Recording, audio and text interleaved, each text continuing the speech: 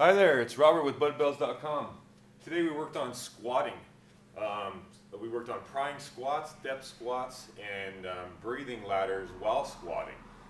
So the first thing you want to do is do some joint mobility and get into your hips and lower back and stuff like that to warm up for the squat. So um, where a lot of people will miss on their squat is their hips. Their hips will be tight, and they'll lose the function of their low back.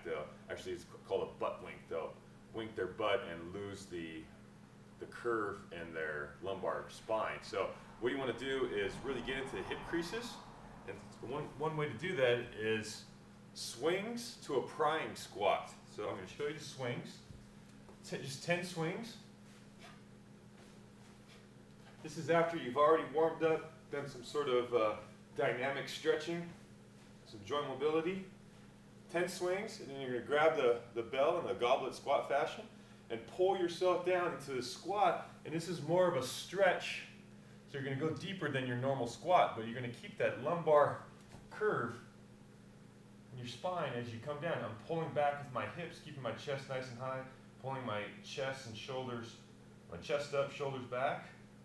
Get nice and deep, and you're going to pry yourself down into the squat, back and forth. So I'm not coming off the ground with my feet. I'm actually grabbing the ground with my feet, pulling myself down, getting a nice good stretch here at the bottom, and I move myself around. So you're prying, getting down nice and deep without rounding out or sacrificing your lumbar spine at all. So you want to keep that arch in your lumbar spine by keeping your low abs nice and tight. So if you tense up right where, like if someone's going to punch you in the bladder, you tense up, you keep that lumbar spine, and it'll stay safe. You don't want to get that spine by loosening up your abs and losing contraction in your abs. So don't sacrifice one for the other.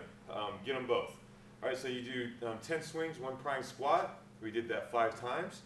And then the depth squat, you're going to grab 2 bells, and you just you're going to get your depth at a strong position. So the last one was just a stretch. So you want to get lower on the stretch than you do on your depth. You want to be nice and strong in your depth squat.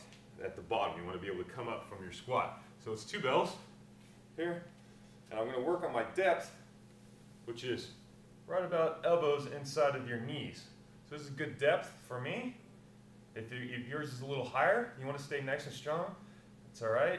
So nice and tight in your low abs, like you're going to get punched in the bladder, and then stand up. You do that 2 or 3 times, 2 or 3 squats, work on your depth. You want to stay down in that depth so it's not a real heavy weight, and you want to do 3 sets of that. So the next one we did was breathing ladders with squats. So it's 5 squats, and you're going to do a breath on each round, add a breath on each round. So after 5 squats, you set the bells down, you take a nice deep breath. What you want to do is breathe in and out through your nose and feel like you're breathing into your groin. You want to breathe all the way down real low so it fills your entire lungs and you get a nice deep breath. What you don't want to do is breathe into your shoulders and exhale, because you're going to feel like you're gasping. It's going to be that kind of thing. So what you want to do is squat. You're going to squat 5 times, 2 bells. We're only going to do 3. Work on your depth. Of course, you breathe while you're doing your exercise. Of course, that's without to say.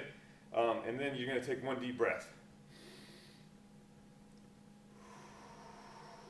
Breathing in and out through your belly, right? Grab the weight, do 5 more reps, and then set the weight down, take 2 breaths. So it's a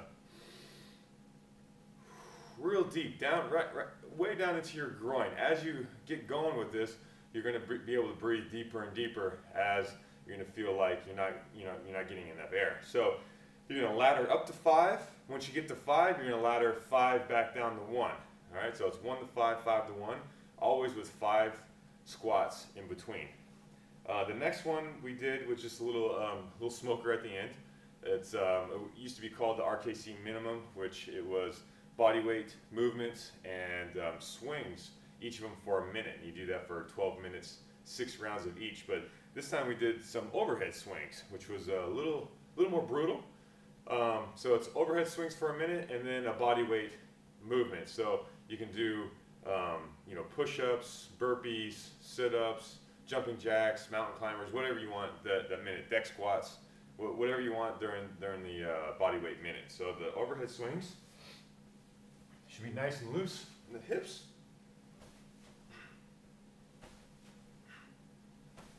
One minute, and then 1 minute body weight, whatever you want to do.